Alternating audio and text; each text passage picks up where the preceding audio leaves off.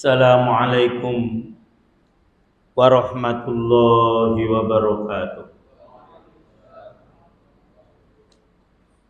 Alhamdulillahilladzi amarona biluzumil jamaah wa nahana 'anil ikhtilafi wa tafarruqah. Wassalatu wassalamu ala nabi rahmah wa ala alihi wa ashabihi hudatil ummah. Asyhadu an la ilaha illallah wahdahu la syarikalah wa asyhadu anna sayyidana Muhammadan abduhu wa rasuluh. Ma sya'allahu kan wa ma lam yasha' lam yakun. La haula wa la quwata illa billahil aliyil azim. Amma ba'd. Ikhwan, akhwat, puan-puan dan puan-puan, jamaah sholat maghrib yang dimuliakan oleh Allah Subhanahu wa ta'ala. Alhamdulillah, pada malam hari ini dengan takdir dan izin Allah Subhanahu wa ta'ala, dalam perjalanan muhibbah kami dari Indonesia ke Sarawak atau ke Kuching, sampailah kami di masjid, apa ini namanya, Pak? Masjid itu Darul Akhirah.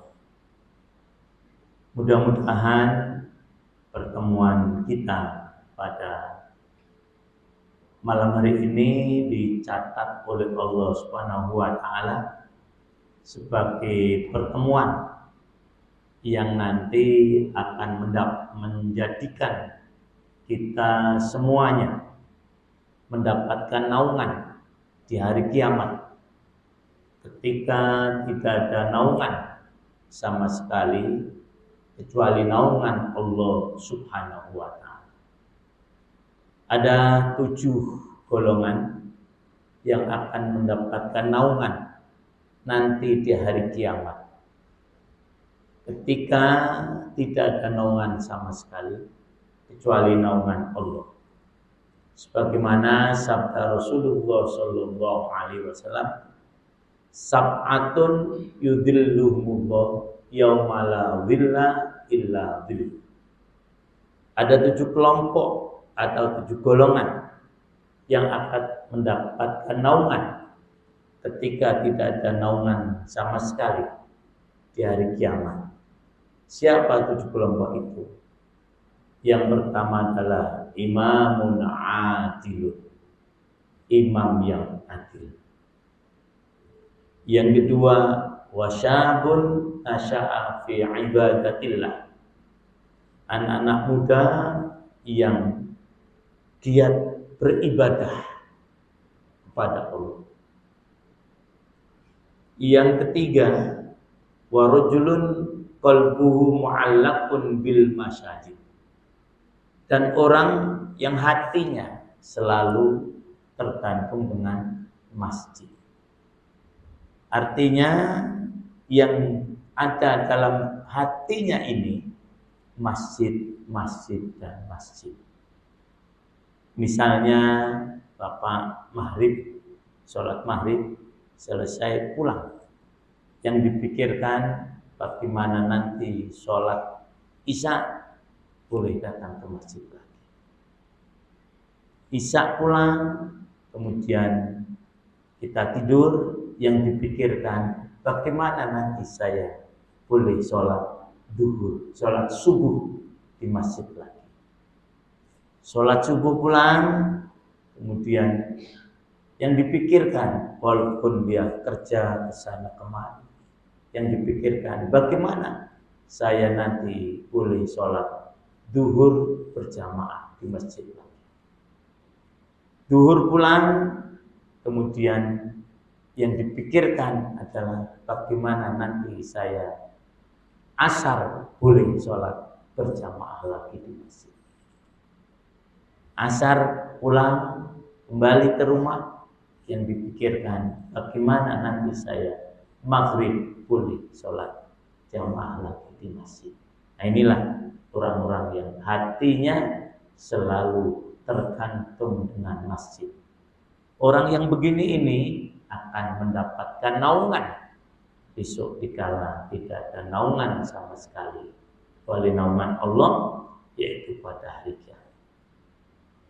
Nah yang keempat, warujulani tahaba fillah ijtama'a alaihi waftaraqu alaihi. Dua orang yang berkasih sayang karena Allah, dia berjumpa karena Allah, berpisah pun juga karena Allah. Nah, mudah-mudahan kita berjumpa di masjid saat ini berdasarkan kasih sayang hanya semata karena Allah. Nanti kita berpisah pun juga karena Allah Subhanahu wa ta'ala. Yang kelima adalah orang yang dia digoda oleh seorang wanita yang cantik jelita dan mempunyai kedudukan yang tinggi, tetapi dia menjawab, inni akhafu, saya takut kepada Allah. Dia tidak melayani godaan wanita yang cantik dan yang berkedudukan tinggi. Yang keenam, orang yang bersedekah. Ibarat ketika tangan kanan mengeluarkan, tangan kiri tidak melihatnya. Artinya sedekah secara rahasia, tidak ditampak-tampakkan. Ini yang keenam. Yang ketujuh, orang yang beribadah pada Allah pada waktu yang sepi di 2/3 malam, artinya sholat tahajud. Kemudian air matanya keluar karena takut kepada Allah. Inilah 7 kelompok yang akan mendapatkan naungan, di mana pada hari itu tidak ada naungan kecuali naungan Allah. Dalam sebuah hadis digambarkan bagaimana kondisi panas teriknya hari kiamat ketika tidak ada naungan sama sekali kecuali naungan Allah. Matahari didekatkan ke kepala manusia sehingga tinggal sejengkal. Orang semuanya berkeringat sesuai dengan dosanya. Ada yang berkeringat sebatas mata kaki, ada yang berkeringat sebatas lutut, ada yang berkeringat sebatas pusar, ada berkeringat sebatas dada, ada berkeringat sebatas mulut, bahkan ada yang tenggelam dengan keringatnya. Karena begitu panasnya saat itu. Tapi ada orang yang tidak merasakan panas sekali, sama sekali tak. Siapa? 7 kelompok tadi. Mudah-mudahan kita semuanya termasuk dalam kelompok itu. Amin ya. Bapak-bapak dan ibu-ibu, tuan-tuan dan puan-puan, muslimin muslimat yang dimuliakan oleh Allah. Ketika masuk masjid ini, tadi saya tertarik dengan 2 ayat yang ada di depan. Yang pertama yang tampak jelas, yaitu wa'tasimu bihablillahi jami'an wa la tafarraqu. Yang kedua, innama ya'muru masajidallah man amana billahi wal yawmil akhir. Ila akhir. Nah, saya berpikir mana ini sebaiknya yang harus saya sampaikan. Apakah yang atas dulu atau yang bawah dulu? Mana kira-kira? Saya ingin yang atas dulu. karena memang di bagian atas. Nah, surah ayat ya, ibu-ibu dan bapak-bapak, ikhwan akhwat yang dimuliakan oleh Allah. Ayat yang tertulis di masjid ini di atas mimbar, ayat yang sangat dahsyat sekali. Ini ayat menyelesaikan problematika umat Islam yang saat itu sedang menghadapi krisis persaudaraan. Apabila kita melihat dari asbabun nuzul ayat ini, diriwayatkan oleh para ulama penulis kitab asbabun nuzul. Ayat ini turun ketika terjadi krisis persaudaraan antara umat Islam yang terjadi di kalangan umat Islam antara suku Aus dan suku Khazraj. Kedua suku ini yaitu penduduk asli Madinah. Sebelum masuk Islam, mereka selalu berperang, selalu bermusuh-musuhan, selalu bergaduh, tidak selesai ratusan tahun, bukan hanya puluhan tahun, ratusan tahun. Ada yang mengatakan 300 tahun. Tetapi setelah mereka masuk Islam, mereka dapat bersatu, mereka dapat rukun, tidak lagi ada permusuhan di kalangan mereka. Melihat kondisi umat Islam dari suku Aus dan Khazraj yang seperti itu, musuh-musuh Islam tidak rela. Siapa musuh Islam saat itu? Yaitu orang Yahudi. Karena memang di Madinah atau dulu namanya Yasrib itu ditempati oleh dua kelompok besar, yaitu kelompok orang-orang Arab dan kelompok orang-orang Yahudi. Orang Yahudi menguasai Yasrib.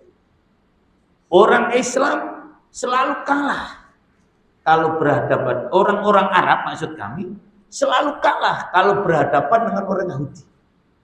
Kenapa? Karena mereka berpecah belah. Terutama suku Aus dan Khazraj.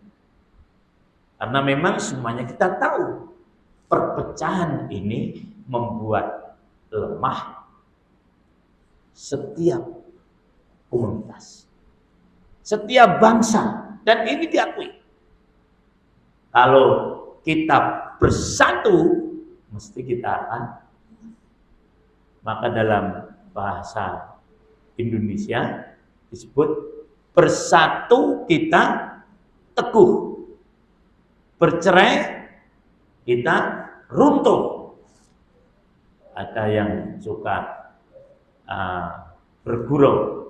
Bersatu kita teguh, bercerai kawin lagi. Nah, bukan itu ya. Jadi bersatu kita teguh, bercerai kita runtuh.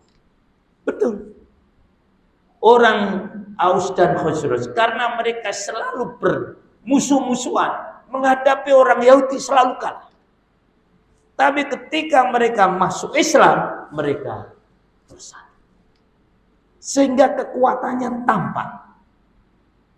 Menghadapi orang Yahudi, mereka bisa eksis. Oleh karena itu, orang Yahudi berusaha bagaimana supaya orang Islam dari suku Aus dan Khazraj tadi kembali bermusuh-musuhan. Kalau perlu kembali berperang seperti dulu sebelum mereka masuk Islam. Maka ketika satu saat ada tokoh Yahudi namanya Sas bin Qais melewati orang Aus dan orang Khazraj yang sedang duduk bercengkerama dengan mesra. dengan senang bahagia, hatinya panas. Dia tidak senang melihat orang Islam, suku Aus dan Khazraj rukun. Maka dia kemudian menyuruh salah seorang anak buahnya agar dapat kembali memecah belah kekuatan suku Aus dan Khazraj. Benar. Kemudian salah seorang anak buahnya datang ikut bersama-sama bercengkerama dengan suku Aus tadi. Tetapi dia mulai menyampaikan hal-hal yang membuat orang Aus dan Khazraj kembali bermusuh-musuhan. Dalam kitab-kitab Asbabun Nuzul disebutkan anak buah dari Aus bin Jari Sas bin Kais tadi menceritakan tentang perang Bu'ath. Perang Bu'ath itu salah satu perang yang besar antara suku Aus dan Khazraj sebelum mereka masuk Islam. Mulailah teringat mereka, anak cucu mereka, diingatkan, bapak kamu dulu dibunuh oleh bapaknya ini. Saudara kamu dulu dibunuh oleh saudara. Paman kamu dulu dibunuh. Benar. Mereka teringat lagi dengan kondisi itu. Akhirnya mereka yang asalnya bersatu berpisah. Aus dalam satu majelis sendiri, Khazraj dalam satu majelis sendiri. Orang-orang Yahudi tadi terus memprovokasi. Bagaimana supaya ini terjadi peperangan lagi? Dan ternyata berhasil. Jadi memang orang Yahudi itu orang yang paling pandai memecah belah bangsa.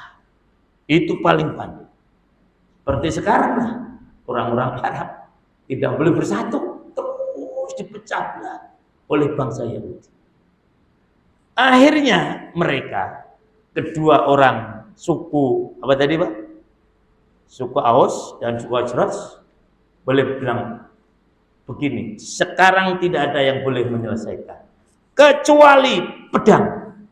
Wah, yang satu menjawab, kalau kita ingin bergaduh dengan pedang, jangan di sini. Kita cari tanah lapang, kita nanti berperang di sana. Benar. Akhirnya dua suku ini pergi menuju tanah lapang untuk berperang. Untung di antara mereka, saya cakap bahasa Indonesia boleh paham ya. Untung apa kalau di sini? Sama ya? Untung. Ibu-ibu boleh paham? Untung. Untung sama ya? Apa Mas Yusri? Untung ya? Untung. Untung salah satu dari mereka ada memiliki inisiatif, pemikiran. Ini harus disampaikan pada Rasulullah SAW. Kalau tidak bahaya. Benar-benar terjadi lagi peperangan sesama umat Islam, yaitu suku Aus dan suku Khazraj. Maka dia lari menuju ke kediaman Rasulullah. Disampaikan apa yang terjadi di kalangan Aus dan Khazraj tadi. Rasulullah SAW langsung menanggapi, bahaya ini kalau dibiarkan. Tahu di mana tempatnya? Tahu Rasulullah. Ayo kita segera ke sana. Beliau ajak beberapa sahabat yang mulia. Beliau ajak Umar bin Khattab, beliau ajak Abu Bakar, beliau ajak Ali dan seterusnya.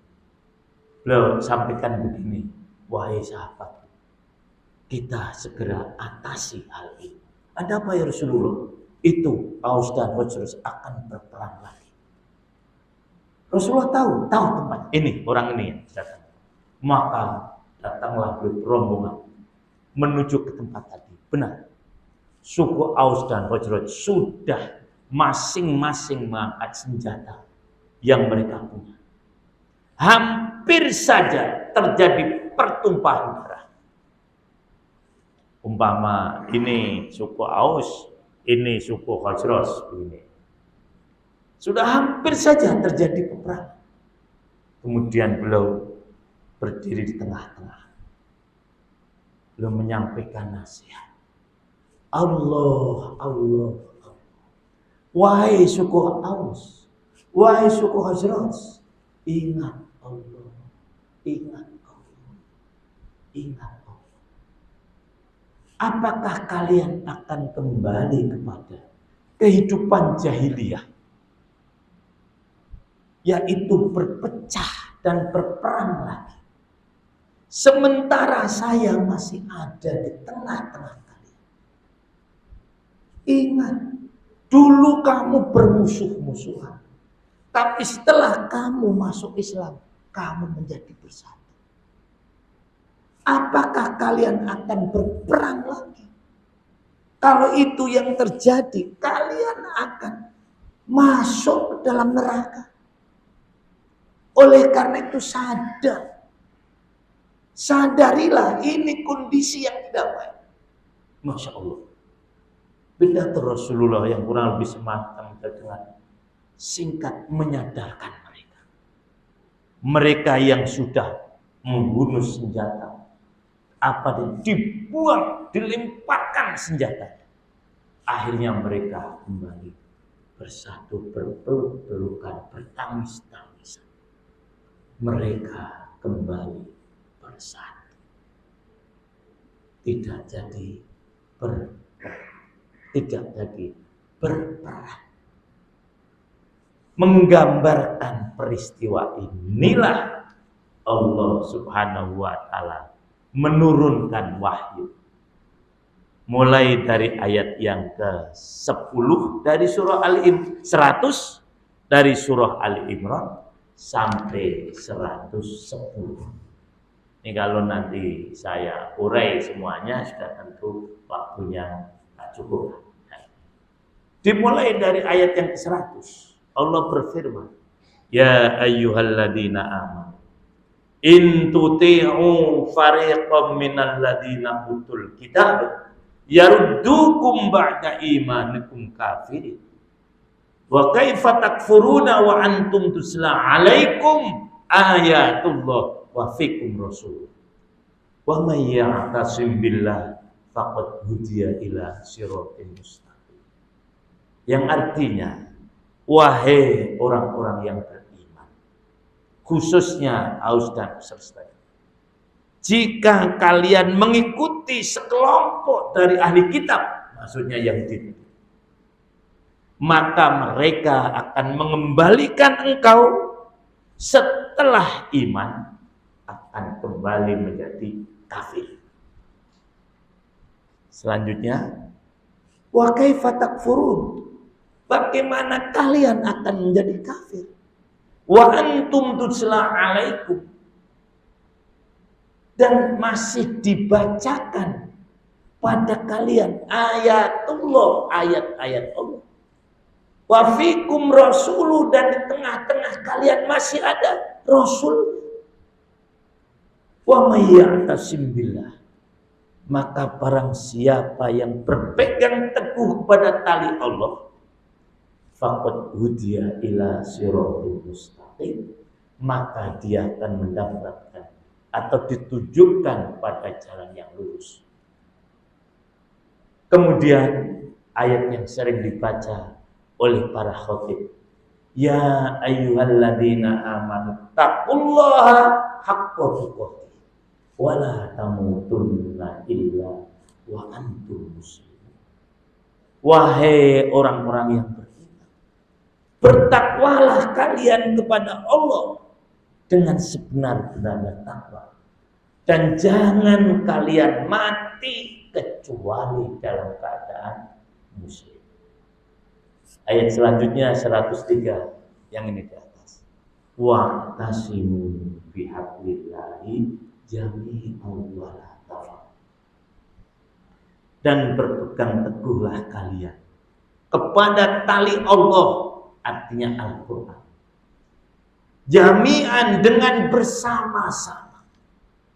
Wala tafarraqu, jangan berpecah belah. Wadhkuru ni'matallahi 'alaikum, dan ingatlah oleh kalian akan nikmat Allah atas kalian. Idh kuntum a'da'a, ketika kalian bermusuh-musuhan dahulu di zaman jahiliyah. Fa'allafa baina qulubikum, maka Allah mempersatukan di antara hati-hati kalian. Fasbahtum bi ni'matihi ikhwana, maka jadilah kalian semuanya dengan nikmat Allah bersaudara. Wa kuntum ala syafa hufratin minan nari fa anqadhakum minha, dan kalian sudah berada di bibir jurang neraka. Seperti yang tadi disampaikan, kalau mereka ketika berperang, akan berperang, sudah di bibir jurang neraka. Kalau mereka perang, masuk ke dalamnya. Itulah bahayanya bermusuh-musuhan. Kalian sudah berada di tepi jurang neraka. Fa'anqadhakum minha, kemudian maka Allah menyelamatkan kalian daripada. Kadzalika yubayyinullahu lakum ayati la'allakum tahtadun. Begitulah Allah menjelaskan ayat-ayatnya agar kalian mendapatkan petunjuk. Nanti kalau Bapak-bapak dan Ibu melanjutkan ayat ini, lanjutkan sampai ayat yang ke-110. Insya Allah bisa lebih paham lagi. Nah, saya hanya membatasi pada ayat yang ke-103. Jadi itulah bahayanya kalau umat Islam berpecah belah. Dan disinilah hikmahnya kalau umat Islam bersatu. Nah, kesatuan umat Islam itulah yang disebut dengan berjamaah. Jangan sampai umat Islam ini berpecah belah. Oleh karena itu, ketika menjelaskan ayat ini, Ibnu Katsir di dalam kitab tafsirnya menukilkan hadis riwayat Imam Muslim.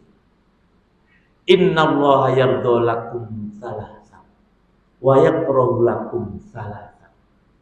Yardha lakum an ta'budullaha wa la tusyriku bihi syai'an, wa an ta'tasimu bihablillahi jami'an wa la tafarraqu, wa an tunasihu man wallallahu amr, wa yaskhatu lakum thalathan qila wa qul wa kathratus su'al wa idha'atal mal, rawahu Muslim.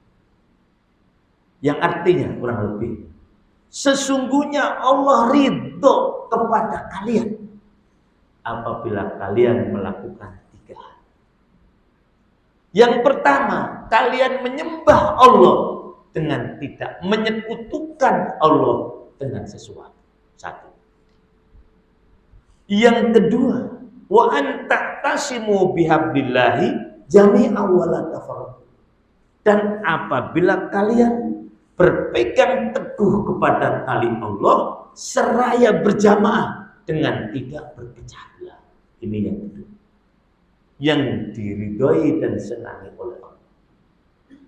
Yang ketiga, dan kalian menasihati orang yang mengurus urusan kalian, artinya para pemimpin umat Islam. Jadi kalau ada pemimpin-pemimpin yang kurang sesuai dengan syariat Islam, dinasihati. Inilah 3 hal yang disenangi oleh Allah. Sebaliknya, ada 3 hal yang sangat dibenci oleh Allah. Apa itu? Qila wa qul, dikatakan dan mengatakan, artinya berbicara dengan tanpa dasar, hanya katanya-katanya. Misalnya saya bercerita dengan Bapak siapa? Bapak siapa nama? Bapak Haji Mas'ud. Nah, Pak Haji Mas'ud, Indonesia sekarang ini sedang terjadi peperangan. Saya bilang. Nah, kemudian saya ditanya oleh Pak Haji Mas'ud, dari mana? Katanya. Kata siapa? Kata teman saya.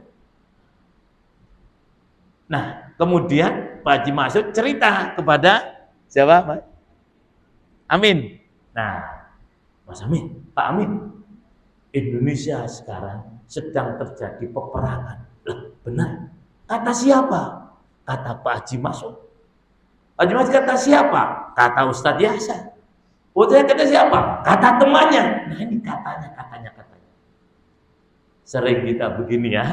Itu dibenci oleh Allah Subhanahu wa taala. Maka kalau kita berbicara harus ada realitas. Ibu-ibu misalnya diberitahu oleh temannya, Bu, suami ibu kawin lagi. Nah, misalnya begitu. Tahu? Iya, kata si A.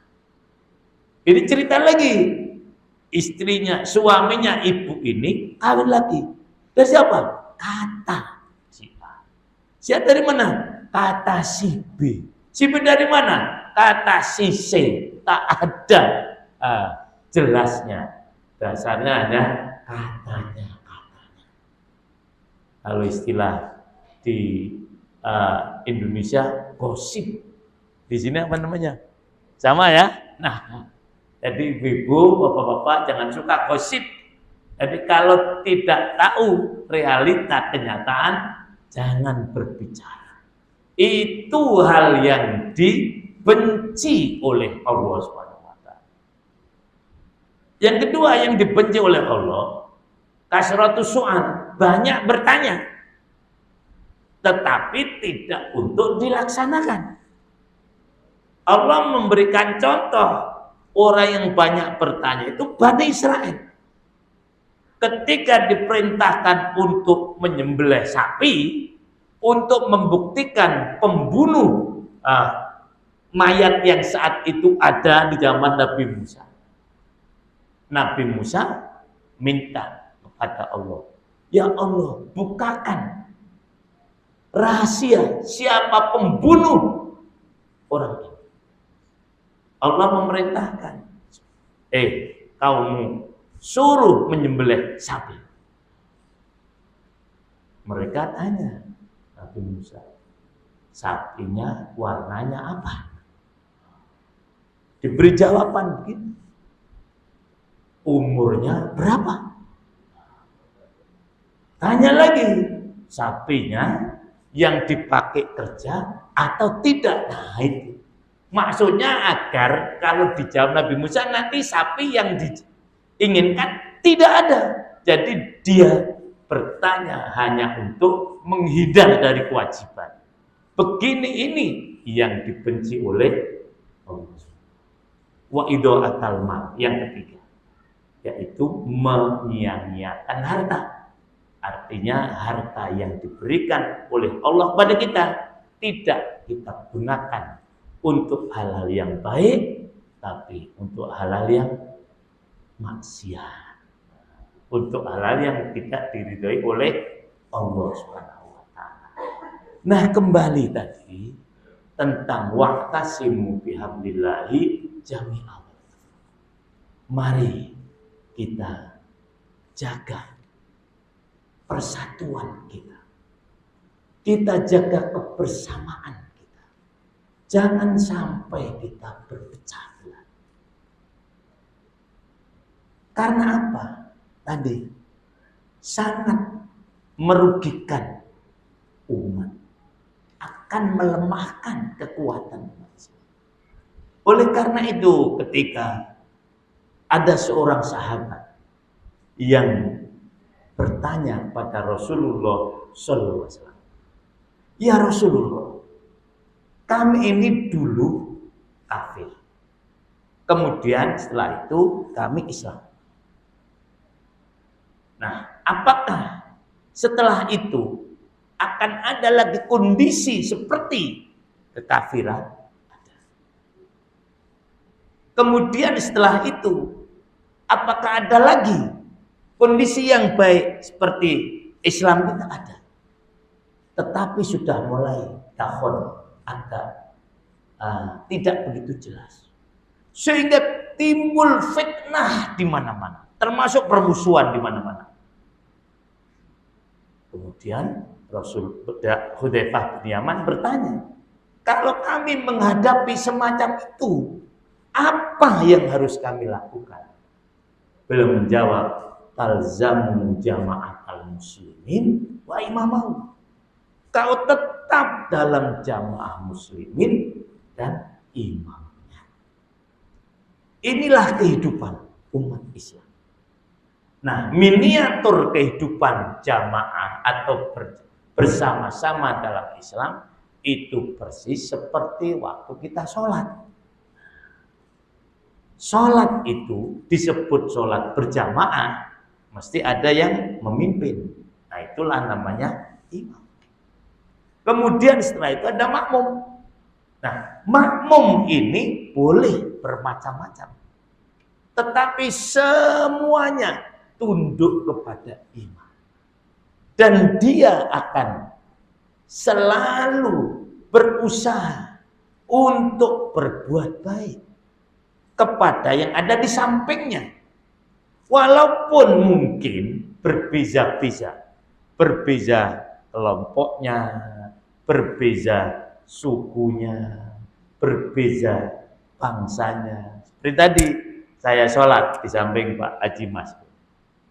Tidak kita berpikir kamu dari Indon, kamu dari mana, tidak, tapi sama-sama kita mengharap ridho Allah Subhanahu wa taala. Tidak ada saling begini kan? Dan saling begini. Tapi bahkan kalau Rasulullah, kalau kamu sholat berjamaah, coba kamu lemaskan tangan kamu sehingga tidak mengganggu yang ada di sana. Upayakan supaya rapat, tidak renggang. Karena kalau soft kamu renggang, nanti akan digoda oleh setan.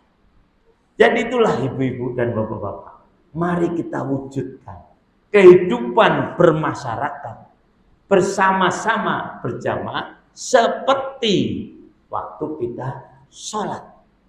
Sholat kita tidak membezakan siapapun yang ada di samping kita. Semuanya sama. Ketika imamnya takbir, makmum menjadi juga takbir. Ketika imamnya salam, maka dia akan salam. Oleh karena itu, filosofi atau pengajaran sholat sangat sesuai apabila kita terapkan dalam kehidupan bermasyarakat. Dimulai dengan takbir, Allahu Akbar. Apa yang dimaksudkan takbir? Hanya Allah yang maha besar. Kita kecil semua. Di hadapan Allah semuanya sama. Di hadapan Allah tidak ada bezanya.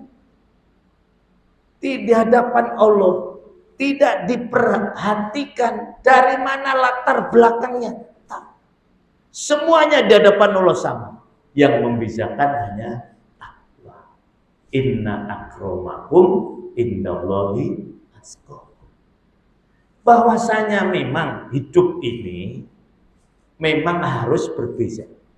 Tetapi ketika kita menghadapi permasalahan, kita harus bersama-sama. Ibarat tangan, jari. Sama apa beza nih Pak? Ibu-ibu, jari saya sama apa beda? Sama beda? Beda kan? Ada yang pendek bulat, ada yang agak panjang lurus, ada yang paling panjang, ada yang tengah-tengah, ada yang kelingking.